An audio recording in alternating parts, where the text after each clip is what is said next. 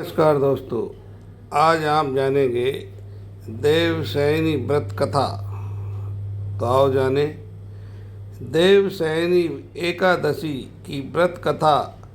देवशयनी एकादशी की व्रत कथा बहुत ही पावन और शिक्षाप्रद मानी जाती है।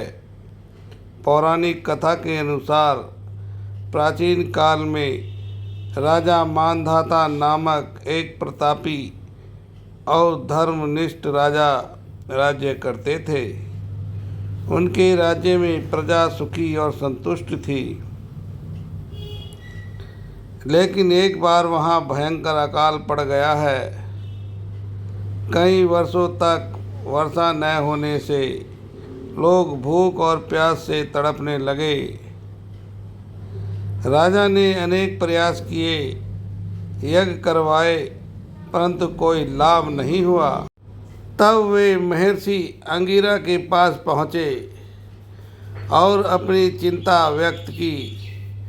महर्षि अंगिरा ने उन्हें आषाढ़ शुक्ल एकादशी के दिन देवशयनी एकादशी व्रत रखने सलाह दी। राजा ने पूरे विधि विधान से यह व्रत रखा, रात्रि जागरण किया और भगवान विष्णु की भक्ति में लीन हो गए। इसके फलस्वरूप उनके राज्य से मूसलाधार वर्षा हुई और अकाल समाप्त हो गए। इस व्रत से न केवल प्राकृतिक आपदाएं शुरू होती हैं, बल्कि पापों का नाश भी होता है और जीवन में सुख शांति और समृद्धि का आगमन होता है। इस दिन से भगवान विष्णु 4 महीने के लिए योग निद्रा में चले जाते हैं, जिसे चतुर्मास कहते हैं। इसलिए यह एकादशी अत्यंत पुण्यदायी मानी जाती है।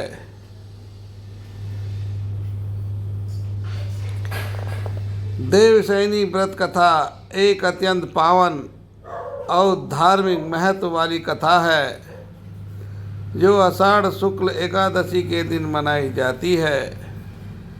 इस एकादशी को देवशयनी एकादशी, हरिशयनी एकादशी या पद्मा एकादशी भी कहते हैं। इस दिन से भगवान विष्णु योग निद्रा में चले जाते हैं और 4 मासों तक चतुर्मास सोते रहते हैं।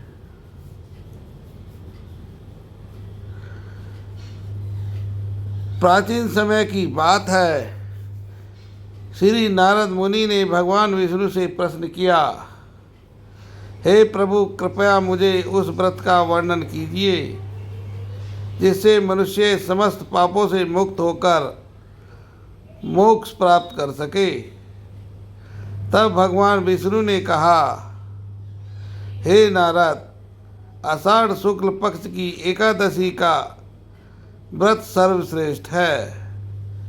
इस दिन जो मनुष्य विधि पूर्वक उपवास करता है और मेरी पूजा करता है, वह समस्त पापों से मुक्त हो जाता है। एक बार राजा मांधाता, जो सत्यवादी और धर्मनिष्ठ राजा थे, उन्हें राज्य में वर्षा न होने से बहुत चिंतित हो गए। प्रजा दुखी थी। तब उन्होंने महर्षि अंगिरा से उपाय पूछा। महर्षि ने उन्हें बताया कि आषाढ़ शुक्ल एकादशी का व्रत करो।